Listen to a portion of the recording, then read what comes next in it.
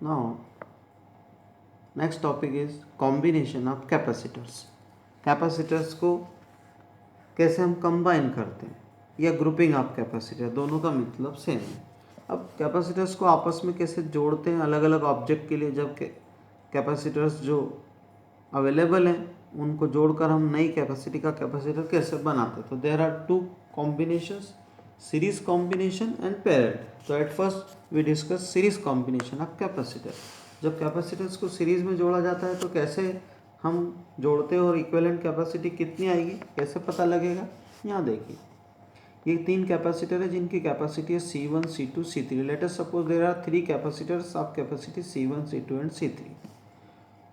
They are connected in series combination. How they connected in series combination? Each capacitor is connected one by one.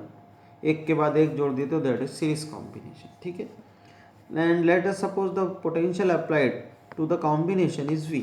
इस पूरे combination में जो battery लगे उसका voltage कितना है, V है।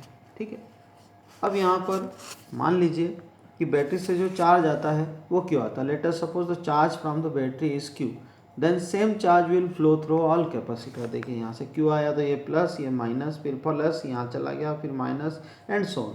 तो सारे कैपेसिटर से जो चार्ज फ्लो हो रहा है वो इक्वल चार्ज फ्लो हो रहा है, तो Q सेम हो जाएगा। लेकिन अब इस सारे कैपेसिटर्स की जो पोटेंशियल डिफरेंस है प्लेट्स के बीच में वो डिफरेंट हो जाएगा, क्योंकि इनकी कैपेसिटीज़ अलग अलग है। सेम चार्ज गया तो पोटेंशियल डिफरेंस मान लीजिए कि फर्स्ट कैपेसिटर में है V1, सेकंड में V2, थर्ड में V3। तो अब देखते हैं इसको वह कैसे लिखेंगे हम।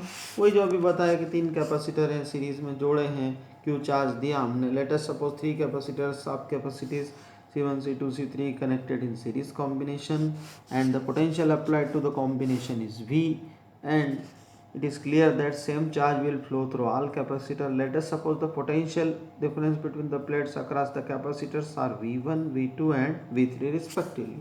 Then since V divided into three parts, V1, V2 and V3, so we can write V is equals to V1 plus V2 plus V3 like this. ये आपने लिख दिया कि V को हम तीन पार्ट में डिवाइड कर रहे हैं, तो V हो जाएगा V1 plus V2 plus V3. But what about V1? So we know that we know this formula Q is equals to CV. So just to find the V, divide this C in the other side, that is cross multiply कर दें तो V हो जाएगा कितना, Q upon C. तो अगर first capacitor की अपने को पोटेंशियल डिफरेंस निकालना है तो V1 हो जाएगा Q अपान C1 पहले की कैपेसिटी। अब Q सबके लिए सेम है तो V2 हो जाएगा Q अपान C2, V3 हो जाएगा Q upon C3. Putting this value is above equation 1 V1 V2 V3 की, तो V is equals to this ये लिख दिया। अब यहाँ मैथ्स आ गई, आपको सामने दिख रहा है, कॉमन लेना है इनमें से Q को कॉमन ले लिया तो V is equals to Q times this plus this reciprocal of C. ठीक, ये इक्वेशन 2। अगर हम कहें कि इन तीनों कैपेसिटर के कंबाइन करने से, सीरीज में जोड़ने से जो नेट कैपेसिटी आ रही है वो आ रही है C, तो ये कैसे लिखेंगे, if the equivalent capacity of the combination is C, then V is equals to Q upon C. अब ये V की वैल्यू इक्वेशन 2 में पुट कर देते हैं तो we find here this and this cancel, so we get 1 upon C.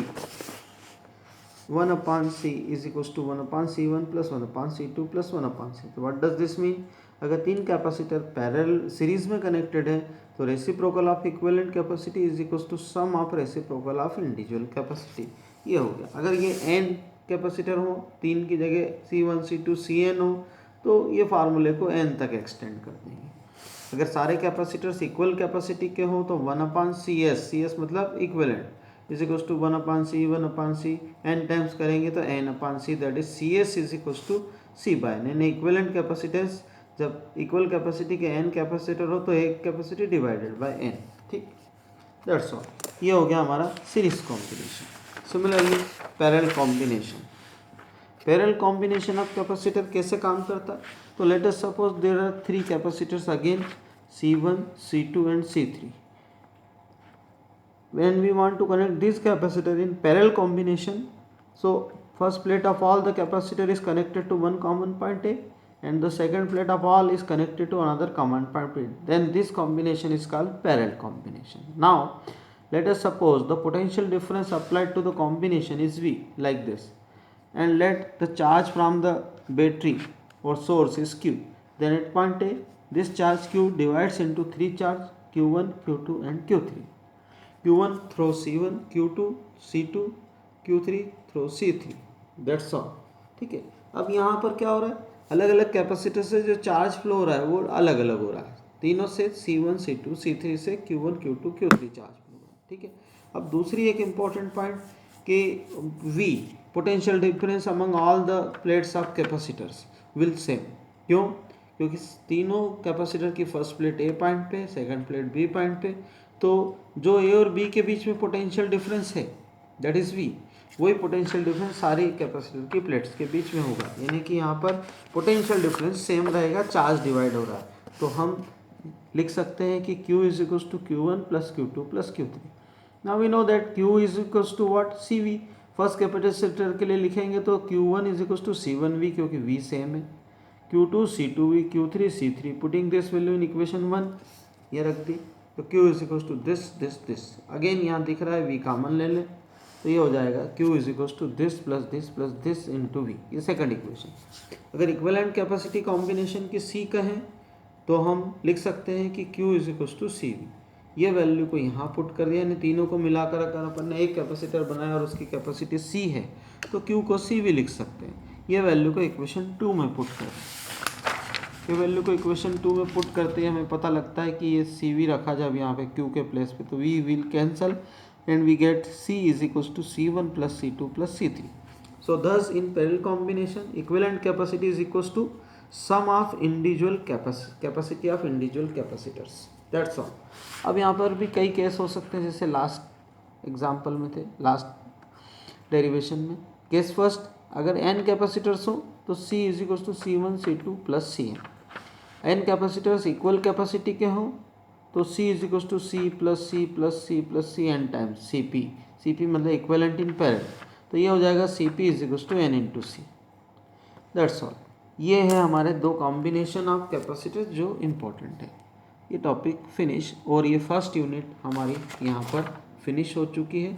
आगे उसमें कुछ भी नहीं है ऐसा जो काम का हो. अब हम नेक्स्ट यूनिट स्टार्ट करेंगे अगले वीडियो में, करंट इलेक्ट्रिसिटी.